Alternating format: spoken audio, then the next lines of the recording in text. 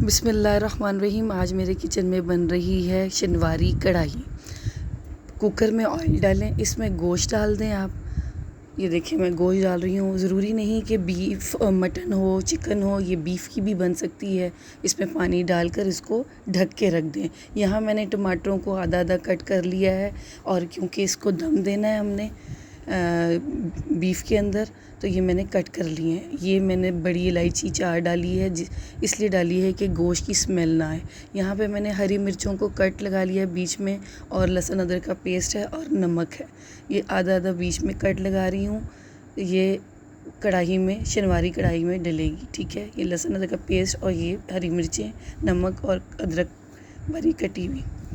यहाँ पे उबाल आ गया है। अब हम इसमें टमाटर हाफ़ किए हुए इसको ऊपर एक लेयर लगा देंगे, ताकि इसका अच्छी तरह फ्लेवर, इसको दम लगाएंगे।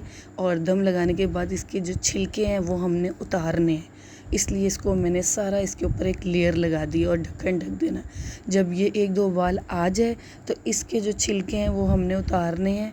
इससे, इन टमाटरों से इसका इतना ज़बरदस्त फ्लेवर आएगा शनवारी कढ़ाई का कि आपको मज़ा आ जाएगा। अब यहाँ पे पानी हमने छिलके उतार लिए हैं। अब इस जगह पे हमने लहसुन अदरक का पेस्ट डालना है और अच्छी तरह इसको हिलाना है।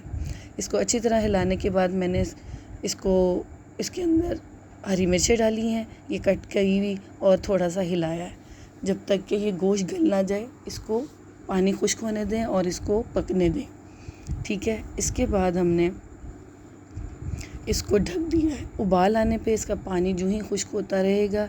अब मैंने इसको कढ़ाई में ले लिया है। कुकर पे मैंने 15 मिनट लगाए थे इसको गलाने में। अब कढ़ाई में इसको मैंने चेंज कर इसमें नमक डाल दिया है। इस पॉइंट पे मैंने इसको में नमक डालना है।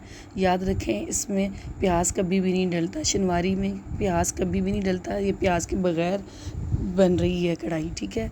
अब इसको थोड़ा सा लाएं। जो ही इसका पानी खुश्क होगा, इसमें ब्लैक पेपर हस्बे जो आप, जितनी आपको स्पाइसेस पसंद हैं, डालें और इसको मिक्स करें अच्छी तरह। यहाँ पे टमाटरों का पानी खुश्क हो रहा है और कढ़ाई अपने आखिरी मराइल पर तैयार हो रही है, और इतनी मज़ेदार है। इस पर अदरक, हरी मिर्चों और लीमू की गार्निशिंग करें और इसको मज़े से खाएं, और इतनी मज़ेदार ये बनेगी कि आप कहेंगे कि वाह, मज़ा आ गया।